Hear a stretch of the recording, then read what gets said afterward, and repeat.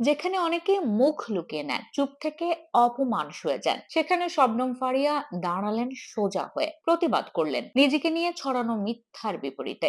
এটা কেবল একটা Facebook post নয়, এটা এক নারীর সাহসের প্রতিচ্ছবি। সম্প্রতি সামাজিক মাধ্যমে ছড়িয়েছে একটি বিকৃত ছবি। সুইমিং পুলে দাঁড়িয়ে আছেন এক নারী, চোখে সানগ্লাস, ছোট পোশাক, মুখটা শবনম ফারিয়ার, কিন্তু ছবিটি আসল নয়, এডিট করা। অন্য নারীর শরীরে বসানো হয়েছে তার মুখ। ভয়ঙ্কর ব্যাপারটা হচ্ছে, ছবিটি ছড়িয়ে দেওয়া হয়েছে এমন ভাবে যেন সেটি শবনম ফারিয়ার আসল ছবি। অনেকে চুপ থাকতেন, লজ্জায় নিজেকে গুটিয়ে ফেলতেন, কিন্তু ফারিয়া করলেন ঠিক উল্টোটা। নিজেই সেই ছবি পোস্ট করলেন ফেসবুকে, আর লিখলেন এমন একটি ক্যাপশন যেটা চেপে রাখা রাগ, হতাশা আর ব্যঙ্গের মিশ্রণ। ভাই, এডিট করে ছবি দেয় সমস্যা নাই, কিন্তু জাতের কারো ছবি দে, যার সঙ্গে গায়ের রং মেলে না, হাইট মেলে না, যার শরীরে ট্যাটু করা, তার ছবিতে আমার মুখ বসিয়ে দিলি কেন? এই এক পোস্টে কত কথা বলে দিলেন শবনম ফারিয়া। এ যেন কেবল নিজের হয়ে নয়, সব নারীর হয়ে প্রতিবাদ। শুধু ছবি নয়, তিনি ইনস্টাগ্রামে থাকা আসল নারীর প্রোফাইলের লিঙ্কটাও দিয়ে দিলেন, সাবধান করে দিলেন সবাইকে।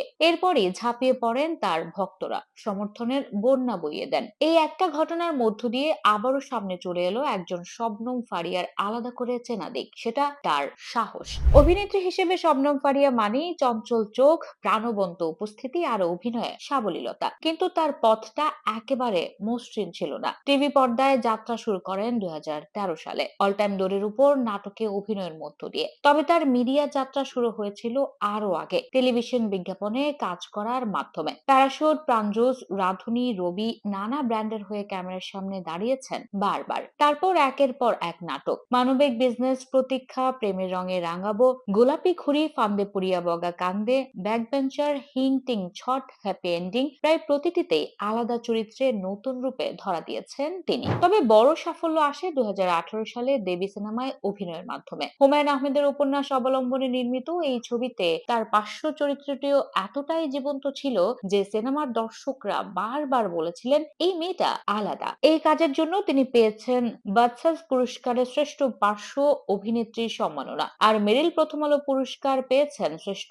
নবীন অভিনয় শিল্পী হিসেবে। এরপর মুন্সিগিরি সিনেমাতেও তার অভিনয় দর্শকদের প্রশংসা কুড়ায়। ব্যক্তিগত জীবনেও তার গল্প আবেগে ভরা। সুনামগঞ্জে জন্ম শবনম ফারিয়ার, তবে তার পৈতৃক নিবাস চাঁদপুরে। বাবা পেশায় একজন ডাক্তার, মা গৃহিণী। পরিবারের শিক্ষার পরিবেশ ছিল বলে হয়তো তিনি নিজেও পড়াশোনায় বেশ মনোযোগী ছিলেন। ইস্টার্ন ইউনিভার্সিটি থেকে ইংরেজি সাহিত্যে স্নাতক ডিগ্রি অর্জন করেছেন ফারিয়া। 2018 সালে তিনি বিয়ে করেন এশিয়াটিক জেডব্লিউডির ব্র্যান্ড ম্যানেজার হারুনুর রশিদ অপুকে, কিন্তু সেই সম্পর্ক টেকেনি বেশি দিন। 2020 সালের 27 নভেম্বর তাদের বিচ্ছেদ ঘটে। এটা ছিল তার জীবনের কঠিন সময়, তবে ভেঙে পড়েননি ফারিয়া, নিজেকে গুছিয়ে নিয়েছেন আরো দৃঢ় মনোবলে। আজকের শবনম ফারিয়া কেবল একজন অভিনেত্রী নন, তিনি এক প্রকার প্রতিবাদের মুখ। যেখানে এখনো নারীরা অনলাইনে অপমান, চরিত্র হননের শিকার হন, সেখানে তিনি দাঁড়িয়ে জানিয়ে দিয়েছেন কাউকে ছেটে ফেলতে হলে প্রথমে নিজেকে গড়তে হয় শক্ত করে। তার এই প্রতিবাদ আজ